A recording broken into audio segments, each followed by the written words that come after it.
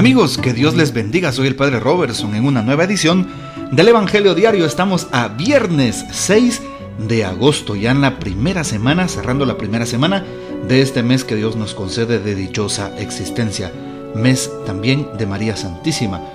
El texto que se propone para hoy está tomado de San Marcos capítulo 9, versículos del 2 al 10. En algunos textos, en algunos misales, por ejemplo en Guatemala, en el Id y Enseñad, se encontrará el texto de San Mateo 17, del 1 al 9, pero en realidad no es ese texto el de hoy, porque también es la versión según San Mateo la que presenta el Id y Enseñad, pero recordemos que desde el misal, el calendario romano, en el leccionario que se nos da de la iglesia, tenemos 3 ciclos, ciclo A, ciclo B y ciclo C, ¿verdad? Entonces estamos en el ciclo B, por lo tanto nos toca la lectura de San Marcos. Aclaro esto al inicio, por si alguien se encuentra con otra cita bíblica, sepamos que el texto que tomamos para hoy es en el ciclo B, San Marcos 9, del 2 al 10. Si fuera ciclo A, tomaríamos San Mateo, y evidentemente en el ciclo C, tomamos el Evangelio según San Lucas, la versión de San Lucas. ¿Qué dice San Marcos 9, del 2 al 10? En aquel tiempo, Jesús tomó aparte a Pedro, a Santiago y a Juan. Subió con ellos a un monte alto y se transfiguró en su presencia. Sus vestiduras se pusieron esplendorosamente blancas, con una blancura que nadie puede lograr sobre la tierra. Después se les aparecieron Elías y Moisés conversando con Jesús. Entonces Pedro le dijo a Jesús: Maestro, qué a gusto estamos aquí. Hagamos 3 chozas, una para ti, otra para Moisés y otra para Elías. En realidad, no sabía lo que decía porque estaban asustados. Se formó entonces una nube que los cubrió con su sombra, y de esta nube salió una voz que decía: Este es mi Hijo amado, escúchenlo. En ese momento miraron alrededor y no vieron a nadie sino a Jesús, que estaba solo con ellos. Cuando bajaban de la montaña, Jesús les mandó que no contaran a nadie lo que habían visto, hasta que el Hijo del Hombre resucitara de entre los muertos. Ellos guardaron esto en secreto, pero discutían entre sí qué querría decir eso de resucitar de entre los muertos. Palabra del Señor, gloria a ti, Señor Jesús. Hoy, viernes 6 de agosto, celebramos en la iglesia la fiesta de la transfiguración del Señor. Jesús se transfiguró en el monte Tabor, que se encuentra en la Baja Galilea, aproximadamente a 588 metros sobre el nivel del mar. Jesús invitó a su transfiguración a Pedro, a Santiago y a Juan. Así es, subieron juntos al monte Tabor. Es un monte muy alto y desde ese lugar tan hermoso se ve pues mucho mejor la Palestina. A ellos les dio este regalo, este don de encontrarse de esta manera tan teofánica en el cerro. La transfiguración es el acto por medio del cual se sufre una transformación que permite analizar, detectar la verdadera naturaleza de aquello que se transforma. Así es, en Jesús se revela ante los 3 apóstoles su naturaleza divina, porque sus vestiduras se ponen esplendorosamente blancas. Empieza a conversar con 2 personajes del Antiguo Testamento, pues que nadie se imagina que iban a estar allí, justamente Moisés y Elías. Bueno, démonos cuenta. Y pues platican, como lo dice la versión de San Lucas, sobre el tema de la pasión, de la cruz. Bueno, ¿qué podemos decir? La fiesta de hoy tiene origen oriental y monástico. Se puede decir que nos invita a mirar contemplativamente al Señor glorificado, iluminado con la luz plena de la Pascua. Así es, la Pascua que ya vivimos en este año, hace algunos meses, pero también con una proyección escatológica, es decir, hacia el futuro, hacia los últimos tiempos, hacia su segunda venida. De esa manera vendrá glorificado. Es el triunfo total al final de los tiempos, el triunfo de Jesús. Bueno, para que nosotros podamos ver de qué se trata, qué significa precisamente esta escena que hoy estamos contemplando. Me gustaría compartir con ustedes en este día una pequeña meditación del Papa Francisco, que es muy hermosa al respecto de la fiesta de la transfiguración del Señor.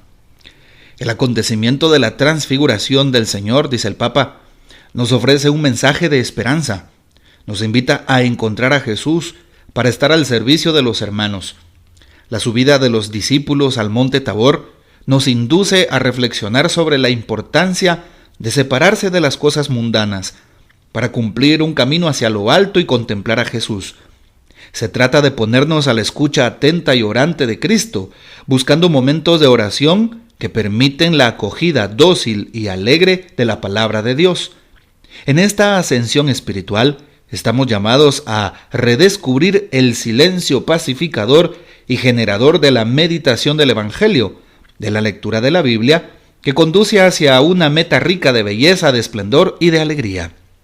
Esto lo dijo el Papa en una de estas fiestas, el 6 de agosto del año 2017. Ahí está, para que nosotros lo tomemos en cuenta. Entonces, la subida de los discípulos al monte Tabor nos invita a reflexionar. También nosotros estamos llamados todos los días a subir a ese monte.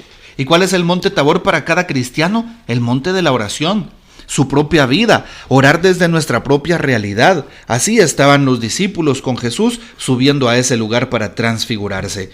Bueno, te invito para que también tú te preguntes en qué momentos debo de transfigurarme o encontrarme de esa manera tan real, tan plena, tan hermosa, tan glorificada con Dios, tu oración. Y qué mejor que hacerlo subiendo al monte de la palabra en la Lección Divina, qué mejor que hacerlo subiendo al monte de la contemplación en el Santo Rosario, qué mejor que hacerlo subiendo al monte de la meditación a través de la adoración eucarística. Sí, son hermosos espacios en donde Jesús se manifiesta como lo hizo a sus 3 apóstoles, Pedro, Santiago y Juan, y como lo hizo frente a ellos también platicando con Moisés y Elías. Que por cierto, desde la interpretación de la Iglesia, estos 2 personajes significan el Antiguo Testamento.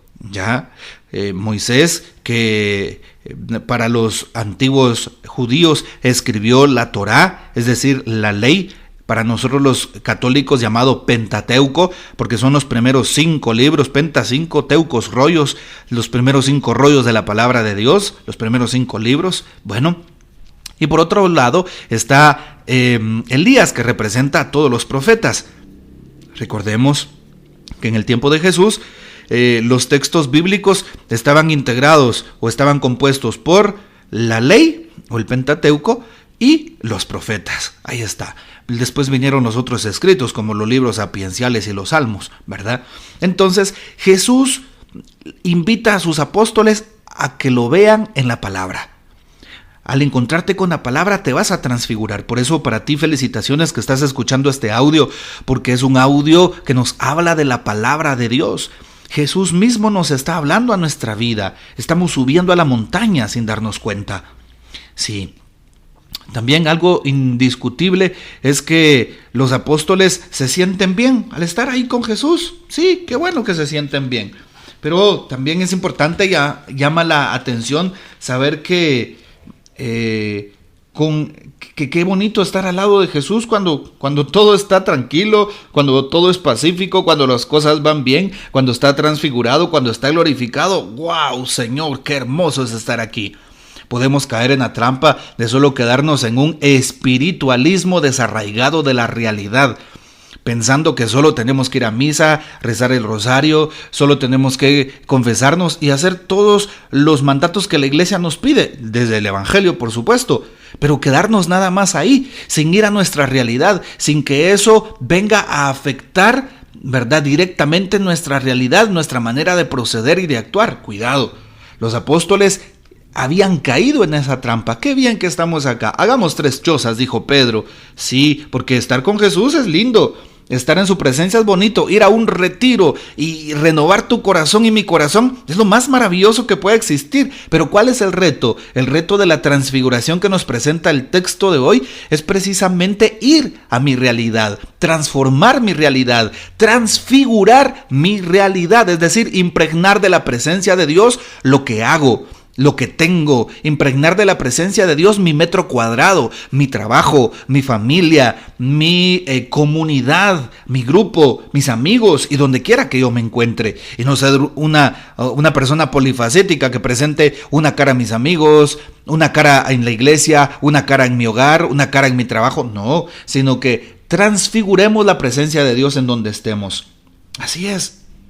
Qué bonito saber que los apóstoles ven transfigurado a Jesús, mas luego, ¿qué sucede?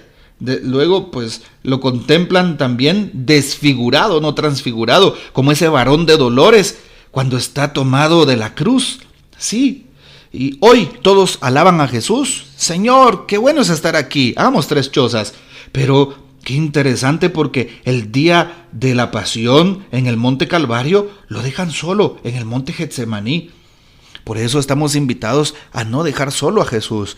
Y a no dejar solo al Señor significa a no darle la espalda al prójimo, al que sufre, al necesitado, al enfermo, a las personas que están cerca, sino preocuparnos por los demás. Es la invitación también de la palabra. Me encanta mucho la versión de San Lucas de este texto de la transfiguración, porque Jesús está hablando con Moisés. ¿Y sobre qué dice San Lucas que están hablando? Están hablando de la cruz, están hablando del suplicio, de lo que Jesús irá a pasar. Claro, qué bonito es estar con Jesús y platicar con Él, pero qué difícil para los apóstoles saber que tienen que bajar de ese monte e ir a su realidad y también prepararse para asumir el Calvario, para asumir la cruz. El Señor nos prepara para nuestras propias cruces, para saberlas llevar. El Señor pone sus hombros para ayudarnos, como lo hizo el Cirineo con Jesús. El Señor está ahí presente. Por eso hoy la invitación también es a cargar con nuestra cruz. Así es, eso también significa transfigurar nuestra vida, que Jesús se manifieste en nuestra realidad, en nuestros dolores, en nuestros fracasos, en nuestras dificultades, en nuestras caídas, en nuestras debilidades, en nuestros miedos y tristezas. Ahí Jesús se hace presente y nos ayuda a transfigurar esos momentos, a no quedarnos ahí, en la oscuridad, en el pasado, a no quedarnos en el pecado, a salir adelante. Es a lo cual nos invita Jesús. Jesús ilumina toda nuestra realidad. Bueno, pues que seamos nosotros también portadores de esta buena nueva que el Evangelio nos presenta. Que el Señor nos bendiga, nuestra Madre Santísima nos guarde y gocemos de la fiel custodia de San José. Hasta mañana.